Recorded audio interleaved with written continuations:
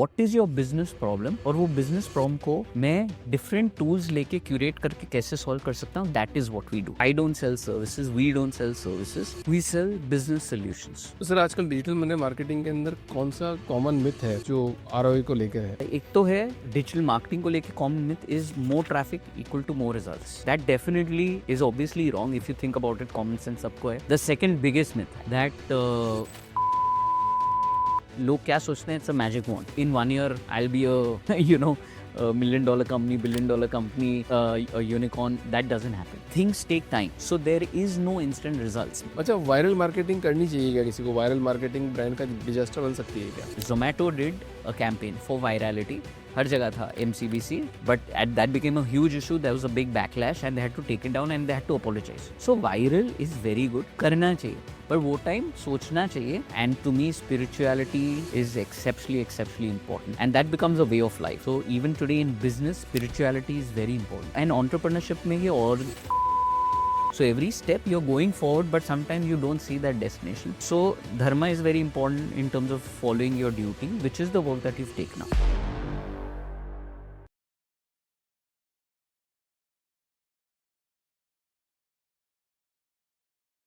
धनंजय जी, Yes, Abhishek. बहुत बहुत स्वागत है आपका Thank you for founders team में. आप नए नए फाउंडर नहीं है, आप बहुत पुराने फाउंडर है. 1998 That's right. में कंपनी स्टार्ट कर दी जी. और इतने यंग दिख रहे हैं आज. I'm glad you feel that way. Thank you for having me. 1998 में कंपनी स्टार्ट करी. सर सपना होता है इतनी लंबी कंपनी चलाने का सारे फाउंडर्स का, और उस टाइम पे आपने स्टार्ट किया डिजिटल मीडिया मार्केटिंग जब कोई सोच भी नहीं सकता था, और आज आप उसको कंटिन्यू कर रहे हैं. कैसे sir? So, yes, you're right. Now that I think about it, no one even knew digital. I don't think digital एक common term भी था. राइट. Technology तो भी था. Digital, I don't think, at least it wasn't a common term. So, I mean, though I started this in 1998, I think the birth of this was somewhere in my mind way back in 1995. And that wasn't about digital. It was about, I think I finished. So first of all, honestly, I'm only a BCom graduate. So it's not like I've done any IIT or any other major engineering or courses. But when I finished schooling in class 10, so in Bombay, schooling finishes at class 10, and then from 11 to 15 is college, and then you graduate. When I finished class 10, I think that's when I somewhere, I don't know how, got introduced to the idea of computers. So I realized computers are a new thing that has come up in the world. And I was very, very, very fascinated by computers. Yes. So wo jo 5 saal college ke the, I was studying, regularly, what kids study in college. At that point in time, there weren't even so many options that kids have today. So I was studying and I was interested in computers. So what I did in those 5 years, I tried to do everything in computers. Whether it was designing, graphic designing, whether it was writing HTML code in bits and bytes. I'm talking about learning binary coding. How do you create a page, not by using tools, but writing zeros and ones. So zeros and ones binary code. And how do you assemble a computer? So the hardware part of it. So whether it was hardware, whether it was software, whether it was design. And towards the final year when I was graduating, web designing had kind of taken off. So whether through self, whether through classes, I learned that. And I graduated out in 1998. And that's when I thought, hey, you know what? So I was very clear that computer is going to be, I don't know why, but I was very clear it's going to be the next big thing. And obviously, building websites had just started off. In India, most people didn't even know that. And I thought, okay, let me start a company that builds website. I mean, you can't even call it a digital agency because there was no concept of a digital agency. There was no Google, there was no SEO, there was no e-commerce, there was no mobile apps. Rather, mobiles had just started in the 90s in India and they were very, very expensive. So the idea was, let's start doing a website design company. And that's how I started off. But आपने family मतलब textile business में थे आप लोग? जी, my तो family वहाँ was in shift tech. कैसे कर लिया एकदम से? So I never got into the textile business. आप So I नहीं गए उसमें? हाँ, मैं उसमें गया ही नहीं. Family हमेशा, we were a joint family. My grandfather, my uncle, my father, of course. So it was a big joint family, and we had factories. We still have, by the way. My family still has that. So I was never. I mean, thank God for that business. Why? Because that business gave me the cushion to try something. So frankly, you know, I never was very excited about the textile business. Having said that, I must confess, for maybe 3 months or 6 months, when I started to, start a web design company, I thought that do I want to go into the textile business? Because that was a very easy decision. You know, set business hai, aap boss ho gaye, everything is set, you start making money. You know, it was the comfort zone. So there was a part of me that wanted to go into the textile business, but then there was a 50% part of me, obviously more than 50%, that said, no, I want to try something new. Where I got support was from my parents. So that was very important, because, you know, if your parents are encouraging you to do something, try something new, and giving you that freedom, maybe had my parents not given me that freedom, I wouldn't have been able to do it, or I wouldn't have had the courage to take that step. So my family was very supportive. So I was able to take that step. And because, I'll be honest, I was very lucky. I had the cushion that I could try something and I was sure it would succeed. But agar fail hota hai, so I had that cushion, to be completely honest. But failure in my head wasn't an option. It's not like I chose this because I had the cushion. I just knew I had to do this. I knew this would be the next big thing. I knew this would be the next big thing, not just in India, but in the world. And that's why I started it and didn't go into the textile route. जब आप बोलते हो कि आप जानते थे सब चीज़ें होने वाली है, तो क्या ये इंट्यूशन था या माइंडसेट शिफ्ट था because of the family textile things? Intuition था.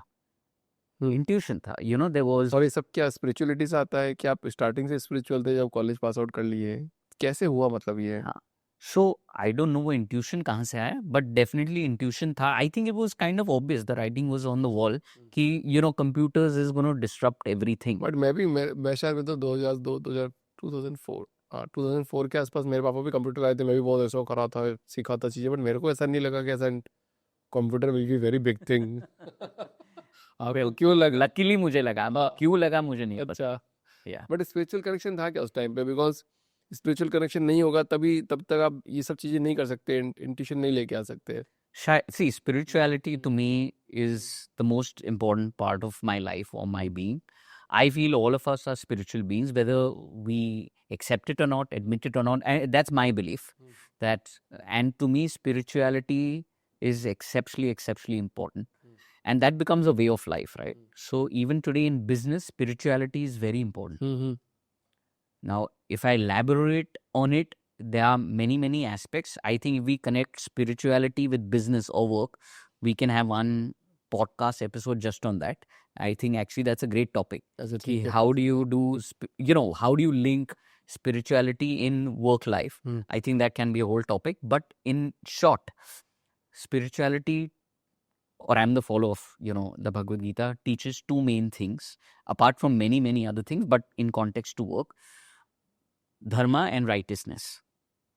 Now, what really is dharma? Dharma is, simply put, your duty, and that I think you can apply it. It's not to my industry. आपकी industry हो, किसी की भी, आप कोई भी कुछ भी काम कर रहा हो, आप apply कर सकते हो. That you have to do your duty to the best of your abilities. So you do your karma or your duties to the best of your abilities, and the results will follow. Correct. So if anyone just accepts that, okay, this is my calling, this is my duty, ये मैं अच्छे से करूँगा, results will follow. And entrepreneurship में ये all the more important है, because entrepreneurship में results can take a long time. Correct. So if you feel, and sometimes all of us, I'm sure आपने feel किया होगा, मैंने definitely feel किया, you feel defeated, or you feel low, or you feel मैं इतनी मेहनत कर रहा हूँ but results नहीं आ रहे. वो results आ रहे हैं, it's just that they are going to take time. It's like you're walking from point A to point B. आप जब चलना शुरू करते हो, आपको वो point B दिख नहीं रहा है, but आप चल रहे हो तो you're progressing towards it. So every step you're going forward, but sometimes you don't see that destination. So dharma is very important in terms of following your duty, which is the work that you've taken up. And righteousness is extremely important. What is righteousness? Righteousness is truth. So which in business translate into ethics. अगर आप ethical काम कर रहे हो, मतलब आप truth में काम कर रहे हो, मतलब आप राइटियसनेस में काम कर रहे हो. अगर आप एथिकल हो और आप ड्यूटी कर रहे हो, why would you not succeed? And if you are true, in other words, you're true to yourself, you're true to your clients, you're not trying to cheat them, you're true to your team or your employees. So if you're going to be true, you'll be fine, you'll have clarity, your clients will trust you, because you are delivering them what you're promising. Your team will trust you. Today, I am very proud to say I have employees who've been around for 20 years, for 15 years, for 8 years. You know, if they'll only, any employee is going to stick with you, you know, even if it's your driver or even if it's your core team member, they'll stick with you for long if they have the same beliefs and if you have ethics or righteousness or truth. Correct. तो मतलब जब आपने start किया था तब भी लोग बोलते थे कि इट्स वेबसाइट डेवलपमेंट कंपनी है और digital media marketing is equal to website development, तो आज भी क्या वही सीन है सेम? नहीं, सी अभी the world has changed in the sense today we don't sell websites. Today we sell digital solutions. What is digital transformation? Digital transformation is solving a real life business problem with digital tools. ठीक है। See, today I don't sell a website or an SEO or a service. I'm not, see, because if you try to sell a service, then hundreds and thousands of people sell services. Correct. Then they will say, ये मुझे ये service आप दे रहे हैं, आप मुझे 100 रुपए में दे रहे हैं, दूसरा मुझे 80 रुपए में दे रहा है, कोई और मुझे 50 रुपए में दे रहा है. Why would I come to you? So I don't sell services. We don't sell services. We sell business solutions via digital. So what is digital transformation? Is solving a business problem. So उसके लिए basically what we are doing is understand your business problem. कि आपको क्या problem है. आपका, आप एक brand है तो आपको प्रॉब्लम क्या है. आपका ब्रांड ज़्यादा पॉपुलराइज करना है, ब्रांड बिल्डिंग एक्सरसाइज करना है, आपको ज़्यादा आपके फुटफॉल्स इंक्रीज करने हैं आपके वेबसाइट पे. अगर आप ई कॉमर्स कर रहे हैं, आपको ज़्यादा ट्रैक्शन चाहिए, आपको ज़्यादा ट्रैफिक चाहिए, आपको क्या चाहिए. या आपके प्रोसेसेस अच्छे नहीं है, आपको प्रोसेसेस अपने कंपनी में बेटर करने हैं, या आपको कस्टमर रिटेंशन बेटर करना है. Now what is your business problem, और वो बिजनेस प्रॉब्लम को मैं डिफरेंट टूल्स लेके क्यूरेट करके कैसे सॉल्व कर सकता हूँ. That is what we do. So we are no longer website agency, we are a digital transformation partner. We solve your business problems, and especially, you know, people think about legacy businesses. Right. That is where also today we are adding value. And legacy business completely, I'll give you an example. We worked during the lockdown stage with the oldest textile company in India. They are called Morarji Mills. So they are the oldest in India. Obviously, being a legacy company and a founder led, not so much, I mean, they are a professional company, but they are professional led companies and founder led companies. They had the biggest problem that उनका जो sales force थी वो शहर, basically they would go to cities and they would show their products, basically माल दिखा के माल बेचते थे. अब वो रुक गया था because you couldn't travel. That's when, and we were already doing their website. For them, website was namesake कि चलो एक presence चाहिए तो कर लेते हैं.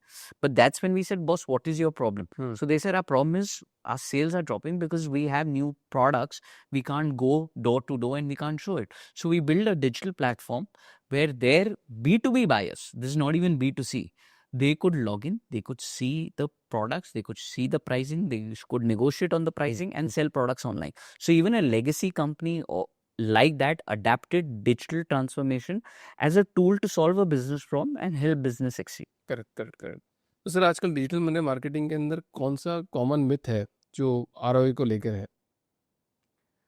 आरओआई को लेके कॉमन मिथ बहुत सारे हैं. एक कॉमन मिथ कौन सा है?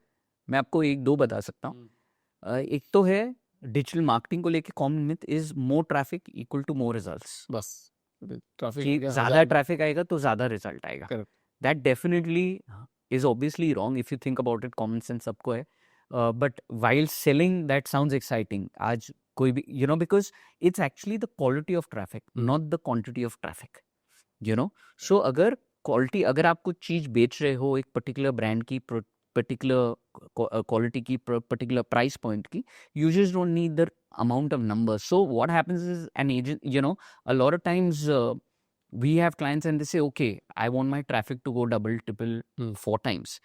Traffic से आप क्या करोगे अगर they are not translating into sales? Quality of traffic is important. So ROI को लेके ये है quantity equal to sales, but no, quality of traffic is important. The second biggest myth, actually this is the biggest myth, that results are immediate. कि मैं, लोग क्या सोचते हैं, इट्स अ मैजिक वॉन्ड कि मैं एक, फॉर एग्जांपल, एक ई कॉमर्स ब्रांड चालू करूंगा, डिजिटल मार्केटिंग करूंगा, सेल्स हो जाएंगे, in 1 year I'll be a you know a $1 million company, $1 billion company, a unicorn. That doesn't happen. Things take time, so there is no instant results because and I'll give you an example. We did this for a client. I won't take the name of the brand because it's a good name. We took up their digital marketing for selling their hotel rooms. Hotel का inventory, उनका hotel था एक ही, not a chain of hotels, a very good high-end hotel.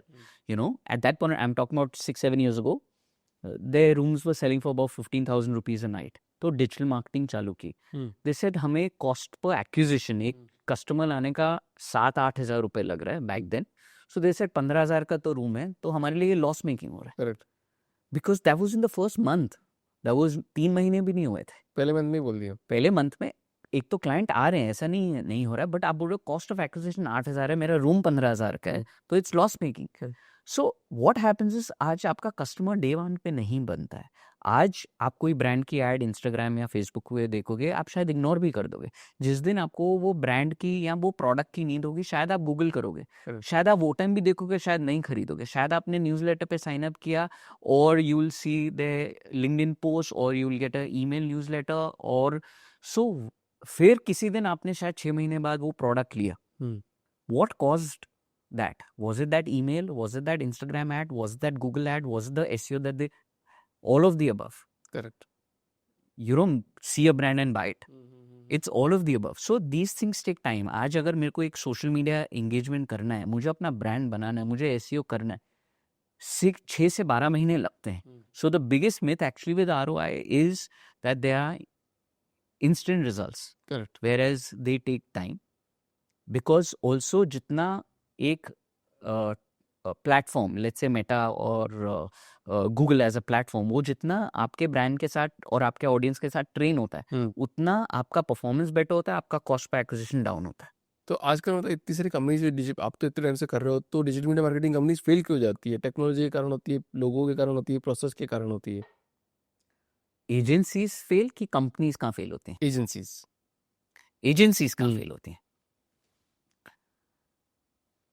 Agencies अगर fail हो रही हैं तो बहुत सारे रीजन से फेल हो रही हैं. सो एक है, they are not really good at their job. Simply put, you know, they are just trying to do everything without understanding. See, coming back to what we discussed, if you're just going to try to sell your service for a fee, more often than not you're going to fail. When will you succeed? If your focus is not मैं कितना service बेच के कितने पैसे लूं, but मेरे client को क्या सोल्यूशन चाहिए, मैं उसको वो रिजल्ट कैसे लाऊं. अगर मैंने आपके क्लाइंट को सक्सीड कर दिया तो मैं होने ही वाला हूँ सक्सीड. राइट. बिकॉज उससे क्या होता है, let me also tell you, we been around for more than 20 years. मेरे पूरे कंपनी में कैन यू गेस कितने सेल्स के लोग होंगे? अभी करता हूँ, रुको एक सेकंड. हाँ, करता हूँ, सुनो. जिस तरह से आप बात कर रहे हो तो लेस देन 10. 1. देखा? अच्छा, I have 1 सेल्स पर्सन. एक ही आदमी सेल्स में है. हाँ, क्योंकि हमें सेल्स नहीं लगता है. बिकॉज जो मेरा हैप्पी क्लाइंट है वो मुझे एवरेज 2 से 3 क्लाइंट साल के देता है. सो फर्स्ट ऑफ ऑल, मेरा जो क्लाइंट खुश है मेरे साथ, I have clients who been with me for 5 years, 10 years, 15 years. So why is the client going to leave you if you're giving him the results? Correct. Number 1. Number 2, मैं आपके साथ काम कर रहा हूँ, आप खुश हैं, आप विदाउट फेल मुझे रेकमेंड करेंगे. If you are happy with me, आपका फ्रेंड हुआ, आपका बिजनेस एसोसिएट हुआ, आप बोलो भाई इसके पास चले जा, फिर आप मुझे 4 पैसे और भी दोगे. So point is, if agencies are failing, why are they failing is because if they are going to try to sell their services for a fee without understanding the real business problem that you're supposed to solve and giving, see, आप value दोगे तो आपको value मिलेगा. So I would say either they are just trying to join the bandwagon and just try to sell services, make money, but not delivering the results, or they don't know their job good enough. तो Dhananjay sir, अभी जैसे AI बहुत आ गया है, ठीक है, तो क्या डिजिटल मीडिया मार्केटिंग का रोल कम हो जाएगा AI की वजह से? लोग बोलते हैं हम खुद ही इन हाउस कर लेंगे सारा काम. क्या इम्पैक्ट पड़ेगा एजेंसीज पे, कंपनीज पे, डिजिटल मीडिया मार्केटिंग कंपनीज पे AI का? See, AI is transforming jobs more than replacing jobs. Let me try and elaborate. कि आप अगर कंटेंट राइटर थे, आपका काम अभी कंटेंट राइटिंग नहीं है बिकॉज ऑफ एआई, आपका काम है ब्रांड की क्या पोजीशनिंग और स्ट्रैटेजी क्या है, वो सोच के कंटेंट चाहे आप एआई से लिखवा दोगे, यू नो। आज एक ब्रांड मैनेजर जो है जिसको एक्स काम करना था, he is suppose to give 3x work because now he has AI as a tool to give that 3x work. What a company or an agency can do कि आज मेरे पास अगर 5 क्रिएटिव हेड्स थे, मेरे को 2 ही क्रिएटिव हेड्स चाहिए, क्योंकि वो 5 लोग का रिजल्ट अभी दे सकते हैं. Correct. So AI is transforming jobs more than removing jobs. Correct. For example, let's say 15-20 years ago, Excel came, the accountants didn't go obsolete. Accountants had to use Excel to make things better, faster, seamless, quicker. Okay, maybe the accountant who didn't know, who wanted to stick to a ledger or written book, he might have gone obsolete. But an accountant who moved to an Excel, an accountant who moved to a Tally never went out of business. Correct. So AI is transforming jobs, not really removing jobs. तो Dhananjay sir, आप बोल रहे हो कि AI job transform कर रही है, तो क्रिएटिविटी वास्तव में रहेगी किसी की या नहीं रहेगी, या जो एग्जिस्टिंग जॉब थी वो खत्म हो जाएगी? So like I said, job transform होंगे. तो क्वेश्चन ये है, see true creativity, let's say we talk about a creative lead in a company. True creativity is very rare. And if there is a genuine creative lead who has very novel ideas, very innovative ideas, and he has the ideas purely because of his years of experience, plus his own creative mind, God-gifted creative mind, plus because of all the complex interactions he's done with the client, I don't think that can really be replaced. But क्या replace होगा? See, क्या होता है आज? What is AI doing? Creativity पे आते हैं. AI के पास बहुत सारा डेटा है, अनलिमिटेड डेटा है, that you and I don't have और कांट हैव, और पढ़ भी ले तो याद नहीं, पढ़ ही नहीं सकते, राइट, नहीं पढ़. तो फॉर एग्जांपल आज अगर कैंस के बहुत सारे एजेंसी मतलब अवार्ड्स हुए हैं, कैंपेन्स को अवार्ड मिले हैं, अब ये समझो AI के पास वो सब डेटा है कि ये सब अवार्ड विनिंग कैंपेन्स है दुनिया के. अब ज्यादातर क्या होता है, लेट्स बी ऑनेस्ट, जो क्रिएटिव लीड्स होते हैं वो लोग भी एक जो उन्होंने देखा हुआ है, पढ़ा हुआ है, फिर उसको अपने हिसाब से अडेप्ट करते हैं. करेक्ट. तो AI वो बहुत अच्छे से कर सकता है. You know, finally what AI is also doing कि भाई मेरे पास इतना एक्सेस है, बट जो ह्यूमन इजीली नहीं कर पाएगा या बहुत ज्यादा रिसर्च के बाद कर पाएगा या शायद तो भी नहीं कर पाएगा, AI वो फटाफट कर सकता है. सो जो लोग सिर्फ रेफरेंस पॉइंट्स लेके कैंपेन बना रहे हैं वो AI डेफिनेटली कर सकता है, but true absolute originality in creativity can not be replaced because AI is not right now originally creative. Correct. It is creative because it has so much data, और वो data से creative output दे सकता है तो जो अभी तक आपने नहीं सोचा. तो अब इस क्वार्टर मान लो अभी 2025 में तो 26 में एंटर कर रहे हैं, तो 2016 में एंटर करते करते CMO को या फिर कोई भी डिजिटल मीडिया मार्केटिंग जो मार्केटिंग का बंदा है उसको ऐसे कौन से 3 AI टूल है जो यूज करने ही चाहिए? सी बहुत सारे AI टूल्स हैं. अगर आप 3 पूछ रहे हैं तो एक tool you can look at ChatGPT or Claude. Now ChatGPT and Claude not कि help me write a post, help me write an article, help me write एक social media का क्या tagline होना चाहिए, वो सब silly things है. What you should use Claude or ChatGPT is as a strategic thinking partner. Okay. In other words, imagine आपका एक assistant है जो आपके हाफ बेक्ड आइडियाज को भी सुन रहे हैं रात को 12 बजे 1 बजे, जो आपसे इरिटेट भी नहीं हो रहा, आपको जज भी नहीं कर रहे, and you are sounding off and taking strategic advice. For example, if I am a CMO and I ask Claude or ChatGPT that, listen, I'm a CMO of this company, we do this, you know, this is our target audience profile, this is our limitation, वो budget की हो, कुछ भी हो, geography की हो, and these are my strategies. What is your feedback? Now that then will give you output कि okay आप ये करते हो, ये इंडस्ट्री में हो, ये टारगेट ऑडियंस है, ये ऑब्जेक्टिव है, ये लिमिटेशन है, तो आपके ये जो आइडियाज हैं अच्छे हैं कि नहीं है, या ये आप आइडियाज क्यों नहीं ट्राई करो. So that is a great way of using ChatGPT और Claude. Correct, but chat GPT तो आंसर सब में पॉजिटिव ही देता है, आप कुछ भी पूछो, नहीं गाड़ी आपको ब्लॉक नहीं करेगा वो कि नहीं नहीं नहीं ये नहीं करना है, नहीं नहीं नहीं नहीं ये तो बिल्कुल नहीं करना। see finally AI should be used 70% as the information is given you and 30% is finally your own application of it. So obviously see nobody I think should use AI कि भाई verbatim कि ये जो बोला ये पत्थर पे लकीर नहीं है, it's not cast in stone. वो तो किसी की भी नहीं होगी। हाँ, so but the point is today ChatGPT or Claude, if you use it as a soundboarding, as a brainstorming tool, which gives you feedback on your suggestions or more suggestions based on your right inputs, that's a great way to use the tool. So as a CMO, you can use that tool, but in this manner. This is one example. But कोई फायदा बताओ, जिसमें मतलब किसी ने कोई use किया हो चैट जीपीटी का, ऐसा कोई इस्तेमाल किया हो, उससे कोई फायदा हुआ हो, फायदे हुए हैं ना, of course. जैसे कोई एग्जांपल अगर आपके नजर में आ रहा हो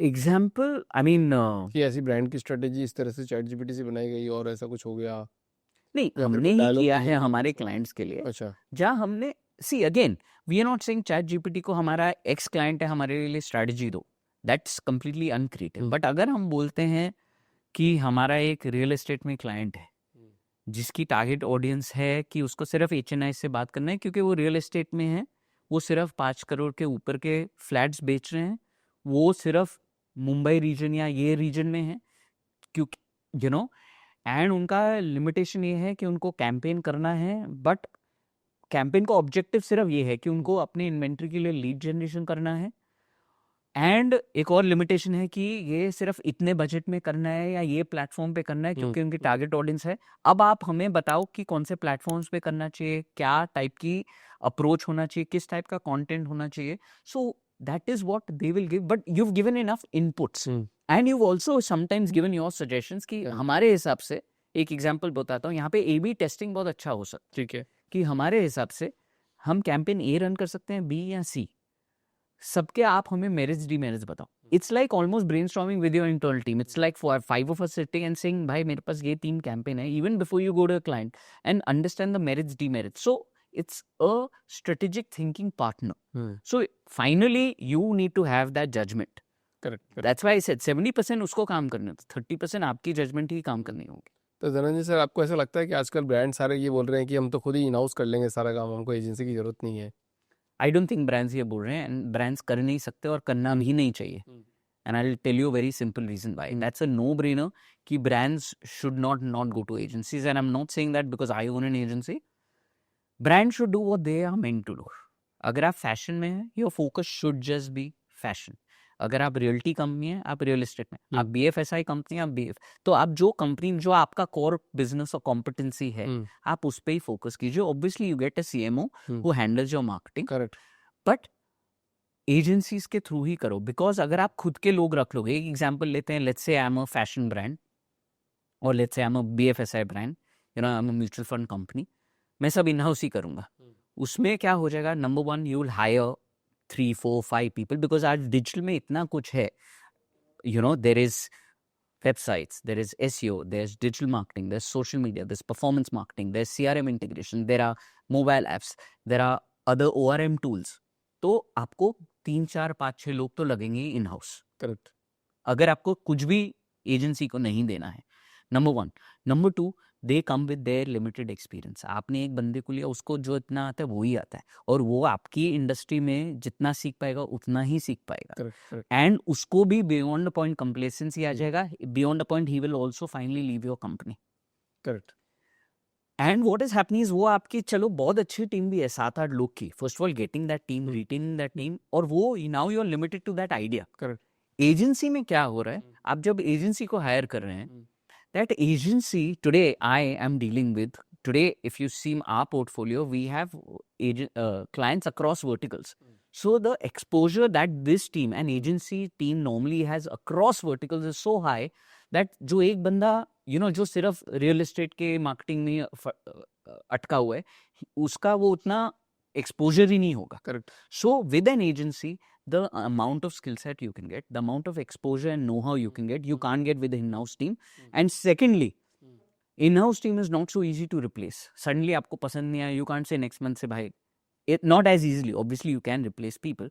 Agencies you can replace quicker. So if you feel agency is not working for you, give them time. It's not fair to not get, because no one there's no, like I told you, quick results कहाँ नहीं आने वाले. But tomorrow if the agency is not working for you, you can easily change it. Correct. तो आपको क्या लगता है SEO dead है क्या अभी?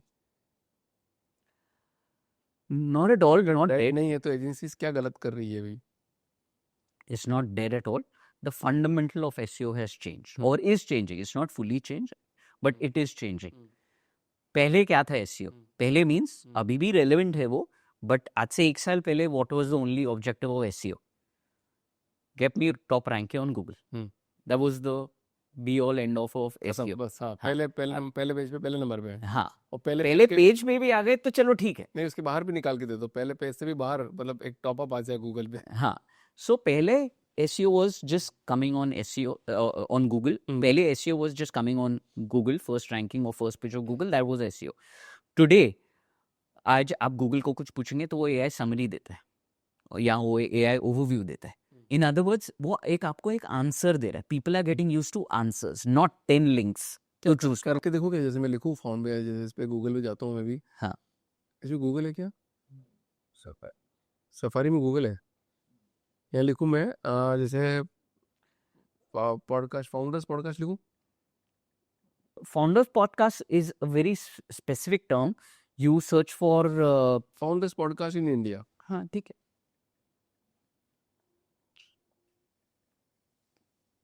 ये तो लिख सकते हैं, ऐसे ही सर्च करते हैं फाउंडर्स पॉडकास्ट इन इंडिया, कोई सर्च करेगा तो चलो. तो सबसे पहले आया एआई ओवरव्यू. आया ना? आया क्या आया? Popular podcast in our founders, the Indian startup, the Indian Silicon Valley, the founders unfilter and the founders dream. Radhe Radhe sir, ये क्या हो गया सर? ये तो गजब हो गया. तो ऐसे हमारा फाउंडर्स टीम का नाम आ रहा है इसमें, the founders team is the best podcast करके. चलो राधे राधे. राधे राधे होगा सर ये तो. हैं? तो पहले एआई आ रहा, अभी देखो जैसे मैं वही बोल रहा हूँ. हाँ, पूरा एआई है. मेरा कहने का फिर वीडियोस है. So now the question is, SEO में not are you the first ranking, are you the answer? और ये तो आपने इधर पूछा है, गूगल में पूछा है. People search on ChatGPT, Perplexity, that doesn't even use Google. आज आप ChatGPT में जाके पूछ रहे हैं, आप Perplexity पे पूछ रहे हैं, that doesn't even use Google. Correct. So SEO dynamics are changing. SEO is not there at all. But SEO में अभी both the things are important. एक आपकी ranking आए and how are you part of the answers. Correct. अच्छा, viral marketing करनी चाहिए क्या किसी को? वायरल मार्केटिंग ब्रांड का डिजास्टर बन सकती है क्या? डेफिनेटली बन सकती है. कैसे बन सकती है? कोई कहानी है क्या जिसने वायरल मार्केटिंग कराई हो, वायरल हो गया, फिर टेंशन में आ गया हो? जोमेटो का, I don't know if you know. अच्छा, क्या है बताइए. अच्छा, आपको नहीं पता है? नहीं. ओके. तो जोमेटो ने होर्डिंग्स लगाई थी ना, एमसीबीसी हर जगह. अच्छा, एमसीबीसी. हाँ, तो एमसीबीसी, एमसी के नीचे लिखा था मैक एंड चीज, बीसी के नीचे लिखा था बटर चिकन. हाँ, तो वो तो पूरा they had to take it down, they had to apologise. अच्छा ऐसा हुआ है? कब हुआ है? हाँ, या सो आप गूगल करेंगे. सो जोमेटो, एक बार ये पहले एक बार फैक्ट चेक कर लेना before airing this. But Zomato did a campaign for virality. हर जगह था MCBC. So but at that became a huge issue, there was a big backlash and they had to take it down and they had to apologize. So viral is very good, करना चाहिए, पर वो time सोचना चाहिए कि आप ऐसा risk लो जो आप मैनेज कर पाओ. करेक्ट. आप एमसीबीसी हर जगह लिख दोगे, आप ऐसा रिस्क लो या आप ऐसी मार्केटिंग करो जो सबको चाहे समझ नहीं आए, बट आपके एटलीस्ट कोर टारगेट ऑडियंस को समझ आए या अच्छी लगे. सही बात है. आप ऐसी मार्केटिंग करो जो आप जस्टिफाई कर सको. ये जस्टिफाई नहीं कर पाए, वो बोले अरे सॉरी हमारा ये मतलब नहीं था. आप समझ रहे हो? So viral marketing, extreme marketing, मतलब वायरल मार्केटिंग क्या होता है? आप एक्सट्रीम ऐसा कुछ करोगे कि वायरल हो जाओ. एक्सट्रीम ऐसा कुछ करेंगे. But it has to be true to your brand DNA. Your brand image should not suffer while getting that. So get the attention, but your intention has to be right and true to your brand and true to your target audience. Then it's fine. Otherwise, don't do viral just for the heck of it. अच्छा, किसी के पास monthly budget हो, मतलब 5 लाख रुपए का. चलो 5 लाख रुपए monthly budget तो बहुत ज़्यादा हो गया, तो बड़ा क्लाइंट हो जाएगा. ईयरली 5 लाख का बजट हो, तो उसको कैसे अलोकेट करोगे? वेबसाइट, कंटेंट, सोशल, एसईओ, कैसे एलोकेट करोगे आप? ईयरली 5 लाख का बजट है तो बहुत ही ज़्यादा कम है। बहुत ज़्यादा कम है। हाँ, नहीं हम लोग, and I will tell you that's another good thing when you look at an agency, you should work and trust agencies that say no. And we love to say no way we think हम लोग result ही नहीं। आज हमें कोई बोले, जैसे आपने पूछा 5 लाख साल का बजट है, मैं बोलूँगा मत करो, आप कुछ मत करो, 5 लाख सेव कर दो, सही बात है। एफडी में डाल दो, म्यूचुअल फंड में डाल दो, बेटर रिटर्न आएगा। क्योंकि आप अगर डिजिटल में 5 लाख साल का खर्चोगे तो you are wasting your money, हाँ, कुछ रिजल्ट आने ही नहीं तो वाला। कितने रुपए में रिजल्ट आएगा, कितना होना चाहिए नहीं बजट? नहीं, वो तो depends on the industry, depends on many factors, let's not say that, but let me put it this way कि किसी के पास 100 रुपए हैं, सो टू स्पीक, 100% है, so if you say where do you divide that, I can tell you that, but कितना पैसा हो that depends on your industry. Correct. You know, आज फैशन की इंडस्ट्री का डिमांड अलग है, रिटेल की डिमांड अलग है, रियल एस्टेट की डिमांड अलग है, BFSI की अलग है। बट हाँ, अगर आप बोलोगे मेरे पास 100 रुपये में कहाँ डालो, तो 25 रुपया, in other words out of 100%, 25% put in technology. ठीक है, मेरा एक फैशन का ब्रांड है सर। सो 25% इन टेक्नोलॉजी। टेक्नोलॉजी में आपकी वेबसाइट आ गई, या CRM टूल आ गया, या ऐप आ गया, जो आपको टेक्नोलॉजी बनानी है उसमें 25-30% खर्चो। ठीक है। बाकी आपका जो 70-75% है, that is now purely on marketing or client acquisition. Now, in that marketing, how do you break it? Very broadly speaking, maybe 25% on search, 25% on social media, 25% on media spends. But now this 70-75% will change कि कितना percent on which platform depending on the industry हो रहे हैं। ठीक है। But broadly speaking, अगर एक बनाना है तो 25-30% टेक्नोलॉजी पे डालो, 70-75% मार्केटिंग पे डालो, and that marketing का mix, social, SEO, content strategy, performance marketing, that will need to depending on the market size and the competition. Correct. तो आज के टाइम पे मतलब डिजिटल मीडिया मार्केटर के लिए सबसे 5 इंपॉर्टेंट थिंग क्या है जो अगले 5 साल में उसको ROI ड्राइव करके देगा? मार्केटिंग मैनेजर के लिए जो ROI ड्राइव करके देगा, ऐसे क्या 5 इंपॉर्टेंट थिंग्स है जिसको करने चाहिए? I would say there's only one important thing, क्या है? is strategic thinking. क्या हो गया है, हमेशा लोग आ गए हैं टूल्स पे या सॉल्यूशंस पे। टूल्स हो गया भाई, ये AI के टूल्स कर लेते हैं, मैं SEO कर लेता हूँ, मैं वेबसाइट बना लूँगा, मैं एड्स कर दूंगा, मैं CRM डाल दूंगा, मैं ये प्रोसेस ऐसे कर दूंगा। All of these are important, but what people are forgetting is strategic thinking. Basically, point being, long story short, अगर आप मार्केटिंग मैनेजर हैं, आपको अपना ब्रांड समझना, what is my brand? You know, am I a boutique hotel? Am I a luxury hotel? What do I stand for? What is your brand? अगर आप समझ गए मेरा ब्रांड क्या है, मेरा टारगेट ऑडियंस क्या है, करेक्ट, मेरा टारगेट ऑडियंस कौन से प्लेटफॉर्म पे, मुझे उनको कैसे लाना है, वहां पे लाके मुझे उनसे क्या बिहेवियर चाहिए, फिर वो बिहेवियर को एनालाइज करके मैं उनको कैसे हमेशा रिटेन्ड क्लाइंट बनाऊं। Correct. That is what you need to crack that. Then you will get agencies, you will get people, you will get tools that will help you do all of it. Absolutely right sir. So आज कोई अगर digital media marketing company अपनी start कर रहा है, 0 client, 0 budget और profitable mode में लाना है, तो कैसे लाएंगे sir? Okay. That's a difficult question to answer. अगर आज कोई एजेंसी चालू कर रहा है, so frankly, started the way I did, at a very base level, get 5 to 10 good clients, family, friends, references. वो 5-10 क्लाइंट को इतना अच्छा काम करके दो that builds your base portfolio. Correct. You know, make sure you don't lose money. Don't work for free, because free का फिर ना आप अच्छा काम करेंगे, ना वो क्लाइंट को, चाहे आपका फ्रेंड, फैमिली, रिलेशन, रेफरेंस में है, उसको भी वैल्यू नहीं होगा। फ्री यू नो, फ्री काम का किसी को वैल्यू नहीं होता है। सो फ्री में मत करो, लॉस में मत करो, बट चाहे कॉस्ट टू कॉस्ट करो, प्रॉफिट भी मत बनाओ, बट 5 to 10 क्लाइंट्स लाओ और बहुत बहुत बहुत ज़्यादा अच्छा काम करो जहाँ रिजल्ट्स आए, और वो अपनी केस स्टडीज बनाओ। एब्सोल्युटली। उसके वो बेस रेडी होने के ऊपर आप आपकी एजेंसी बनाओ। अब एजेंसी किस टाइप की हो, that is also very important. Today we are a full service agency, but that is possible today because we've been around for almost 25 years. That is possible today because when you're doing something for 20-25 years and you have a scale and you have a set of team of people, people can even believe you. Correct. that okay, you're a full service agency. Otherwise, people are not going to believe you, and it's not possible or not easy to build a full service agency. So in other words, get into specialization. Specialization दो तरीके से हो सकता है, service या sector. Service, I'm a search only agency, I'm a tech only agency, I'm a e-commerce specialist.